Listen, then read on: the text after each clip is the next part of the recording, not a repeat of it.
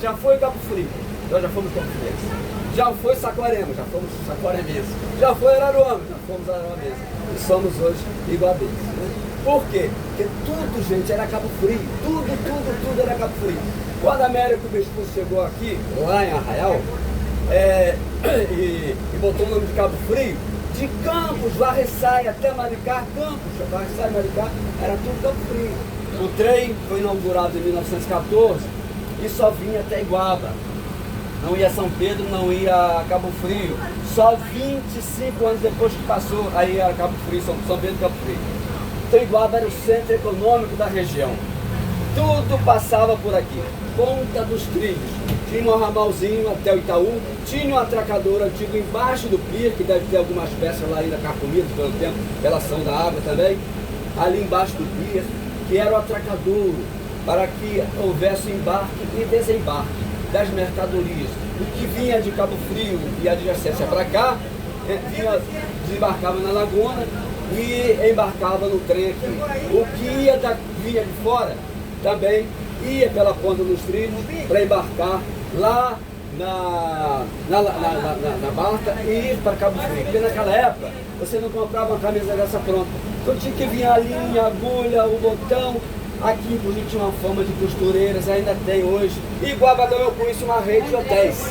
Tem uma foto antiga de 1919, de um hotel enorme aqui na estação, em torno da estação, 1919.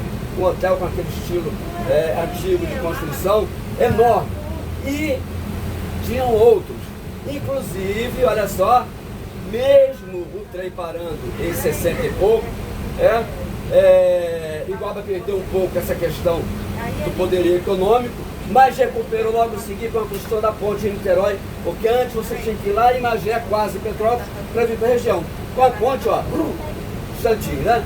Com isso, essa questão das pessoas vir para Iguaba, que se fosse, mas principalmente que iam para lá, São Pedro, Cabo Frio, etc., eles tinham que vir do caso de Cabo Frio, ou qualquer lugar, de lancha, e vinham de véspera, porque era melhor vir de véspera de lancha do que vir de madrugada, 3 horas, 2 horas, para pegar o trem 7, que fosse o horário, né? Eles vinham dormir em Iguaba. Da mesma forma, quem vinha para visitar aquela região toda daqui para minha frente, Cabo Frio, etc., ficava em Iguaba, vinha de véspera, ficava em Iguaba. Tanto no caso como o outro, vinha de véspera e dormia em Iguaba. Por quê? Porque a viagem era muito cansativa. Você tinha que estar bem descansado para ir e tinha que descansar logo quando chegasse.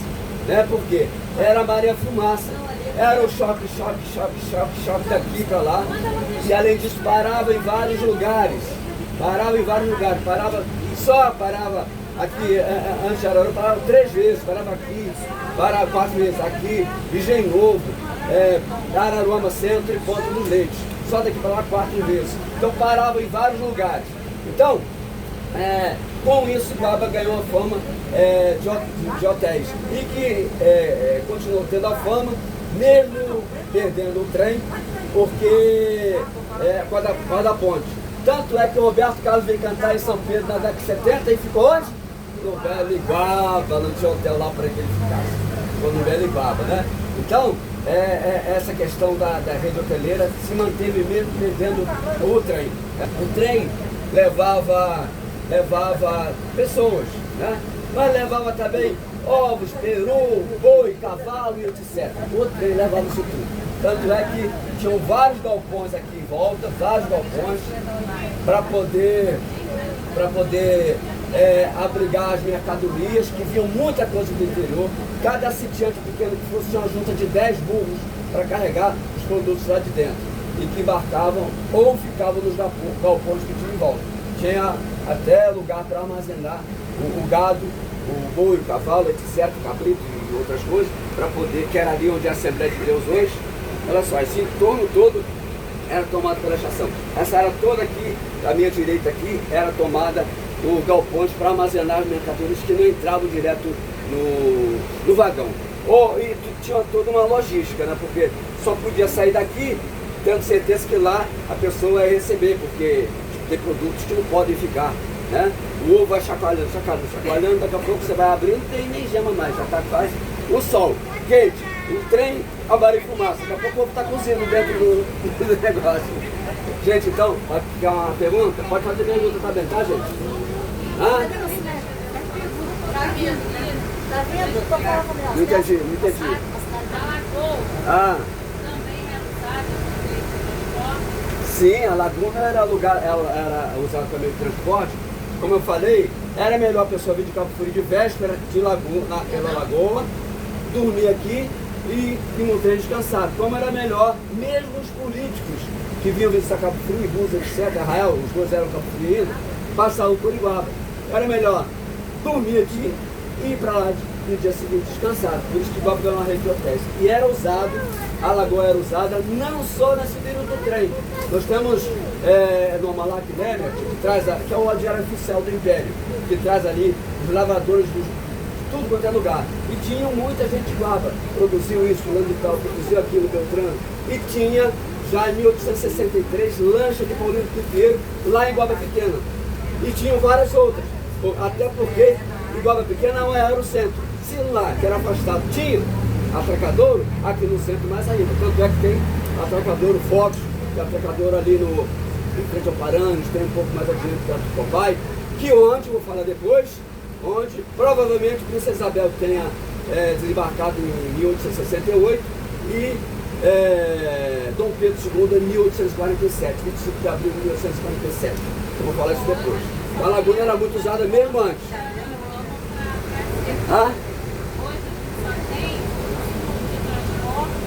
Araruama para Brasília. Mas estão levantando a hipótese de ficar aqui também ligando Iguaba com outros municípios da região toda. Tem essa questão sendo estudada. Por isso, por esse poderio econômico, é que começou a surgir a ideia da emancipação. Onde? Na igreja depois da missa, nos cultos depois dos cultos, nas igrejas depois dos cultos. Não, o cara jogando sinuca, tomando uma birita, tem que emancipar, lá no clube, e etc. Lá lavando roupa, lá no poço, lá no arrastão. A mulherada juntava, o pessoal capinando na roça, tem que emancipar, raspando mandioca na casa de farinha. Juntava muita gente, 20, 30 pessoas para trabalhar na casa de farinha. E era um papo, era isso, né? Uma vez ou outra, uma hora ou outra. Tomando uma birita, jogando a sinuca, enfim, era isso. Então, por isso que Iguaba, depois eu vou falar mais, começou a pensar na emancipação. Mas tem uma história de 1865 que já mostra a vontade de Iguaba de fazer as coisas por conta própria. Ali em Geraldinho tem uma fotografia, lá no Taíco também tem uma fotografia da antiga estação, estava no meio ali, ó. Com a Iguabela tem Tamariz, que vai até no Água na Boca. Iria, né? Aí voltamos brigar para voltar o Sobotó, e o Sobotó voltou. Não é só mais a estrada, é o bairro também, porque é importante, porque além da fruta Sobotó, que é uma fruta que tinha muito aqui, uma tribo que veio a disputa em Minas Gerais, se abrigou aqui, tribo indígena, e botou o nome de Sobotó. Paulino Pinto Pinheiro Filho, a escola que nós passamos ali atrás, certo? Paulino Pinto Pinheiro Filho. Mas não fazer confusão com Paulino Pinto Pinheiro Filho, Paulino Pinto Pinheiro Júnior, que é o pai dele, e Paulino Pinto Pinheiro, que é a rua principal. Rua principal, Paulino Pinto Pinheiro. Paulino Pinto Pinheiro Júnior, que é o pai da dona de lá, da igreja, pai de Justo Pinheiro, e Paulino Pinto Pinheiro Filho, que é o filho do Júnior, irmão de Gilson, irmão da dona de lá, tá bom? Ainda tem o outro Paulino, que tem uma história muito bonita, também, lá em São Gonçalo, que é de São Gonçalo. É filho do Pinheiro Batista, que é esse primeiro nome dele, Lauro Pinheiro Batista, e neto de Manuel Fernandes Batista, que é o nome da rua que sai da Casa de Cultura e vai para o Antigo Galpão. Então, esse Paulino, ele era contra a Revolução em 30 e perdeu o cargo público que ele tinha lá na Justiça, em São Gonçalo. Em contrapartida, o irmão dele foi nomeado interventor prefeito de São Pedro, Lauro Batista. Eram inimigos politicamente. Mas o próprio Lauro admite o seguinte no livro que ele contou sobre a família, que o Paulino de lá, homem guerreiro, conseguiu, mesmo ter sido cassado do cargo público, se eleger vereador em São Gonçalo, mais votado, e foi o presidente da Câmara. Só que morreu muito cedo. O irmão que era inimigo político enaltece o irmão. Essa estrada do Arrastão de Calciep não tinha há uns 60 e poucos anos. Era um trilho em que aos 60 ligou Vila Nova com a Metodista, vamos dizer assim, ao centro de Guardas. Aí aqui era o caminho todo para ir para o interior. Fazia um L aqui. Fazia um L. E essa estrada ligava com São Vicente, liga ainda, Silva Jardim, e o produto daqui para Lumiar em Friburgo, no Lombo Musburgo. Aqui. E o produto está aqui, por essa estrada, para Lumiar em Friburgo. O seu Benedito Faldino que me contou que queria com o pai levar.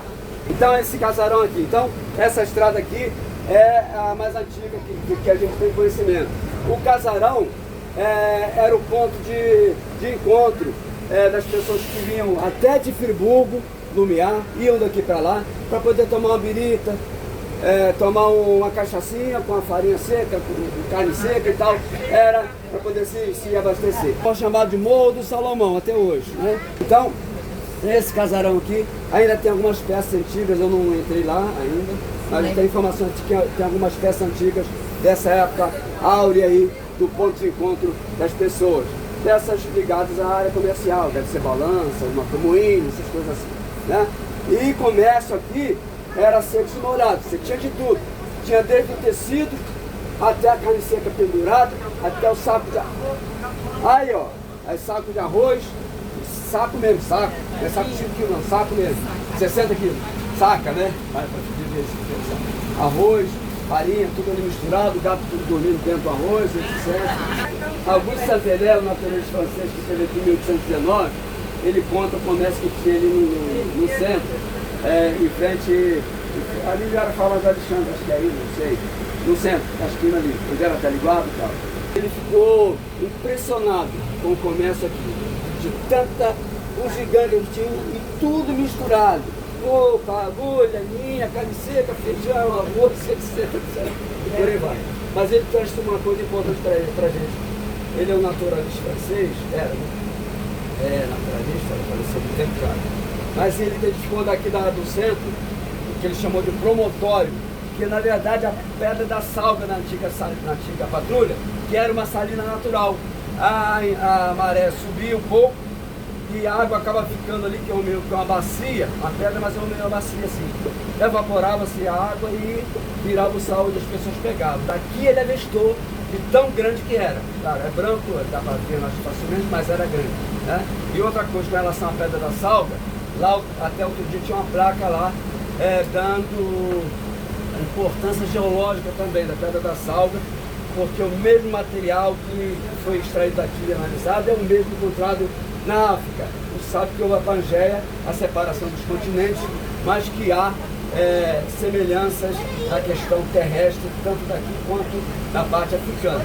Eles conseguiram provar isso. Tinha uma placa lá, até em inglês e português, que eu acho que o sol descascou, eu acho que não tem mais. Outra importância da pedra da salga, que lá tem uma figura de uma pedra, assim, uma parte, uma figura parecida com um lagarto.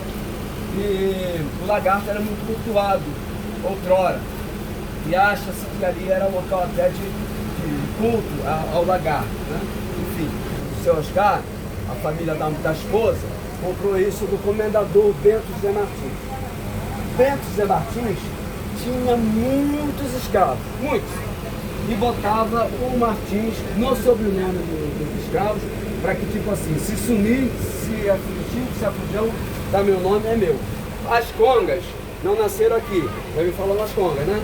Nem mais Conceição, eu não gosto de ser chamado de as congas. Elas não nasceram aqui, mas são provenientes da família delas aqui, da Maria Conga, que morou aqui, e outros congos. Eles, os antepassados vieram do país chamado Congo, por isso Conga, né? Mas aqui ele tinha muito escravo, e tinha essa história do nome, carimbado dele ali. Do Paulino, que se associou com o comendador e criaram o Armazém Central de Araruama. Por que Araruama? Porque, certa época, a divisa de Iguaba, de São Pedro com Araruama, era na rua principal. Então quem estava do lado de lá tinha a vida política, comercial, social toda em Araruama. Por isso que Paulino foi político lá, comendador foi político lá. Mário Canelas, é o tio do Huguinho, o seu Hugo, pai do Mário César, foi vereador lá, foi mais votado do que o prefeito eleito na época. Porque Iguaba toda caiu em peso nele, né? Mário Canelas. Que depois, quando mudou a divisa, ele foi vice-prefeito em São Pedro, Mário Canelas. Aí que a divisa passou em 1846, lá onde é hoje, no Iguaba Pequeno, Iguabinha ali, aquela divisa ali. Então, Armazém Central de Araruama, se consorciaram ele, Paulino, comendador Paulino, criaram Araruama, porque Armazém Central de Araruama, por causa dessa questão da ligação dele. Agora, estou falando de 1800 e alguma coisa. Simplesmente, o trem só foi inaugurado em 1914. Eu estou falando do final de 800, pelo menos. Mas o comendador já tinha um trem particular que ficava numa garagem ali onde é o Itaú. E tinha uma linha férrea que ligava aqui para o interior para ele pregar os produtos, nessa fazenda e outras, até lá na Conceição, em São Vicente já, Araruama, que Araruama cresce por trás de Guapa, não sei se vocês sabem, né? São Vicente de Araruama, distrito. Então, ele usava o trem para carrear os produtos, para embarcar na laguna já em 1800 alguma coisa. Em canoa, em barco, em lanche, já em 1800 alguma coisa, né? E o Paulinho Pipeiro também tinha já lancha igual pequena, registrada lá, que eu tenho certeza, em 1863. Então, eles se consorciaram, se associaram a outros sitiantes para usar o trem, para levar o produto. Progresso já desde aquela época, era muita coisa. Iguaba, eu não sei precisar a época certa, já exportou produtos para a Argentina e Paraguai, porque vinha a carta para o governo para buscar os produtos, e eles sabiam, porque o Almanac Lênin, que eu falei, ele trazia toda a produção de todo o estado, por exemplo. Então ali tinha consignado, o governo já sabia quem tinha o algodão, quem tinha isso, quem tinha aquilo, e mandava inclusive de Iguaba para poder buscar. Falando nisso, Iguaba foi a pioneira na cultura de arroz. Ali na frente nós temos um lugar chamado Arrozal. Por isso, essa outra bacia hidrográfica que eu falei da parte de trás, falei da parte da frente, voltando ao Paulino, o Paulino acabou, bem antes da abolição da escravidão, acabou com o trabalho aos domingos na fazenda dele. É claro, se um animal passasse uma seca, rasgasse a perna, quebrasse a perna, bem, ia cuidar. Mas não tinha trabalho aos domingos, porque dizia, domingo é o dia do Senhor.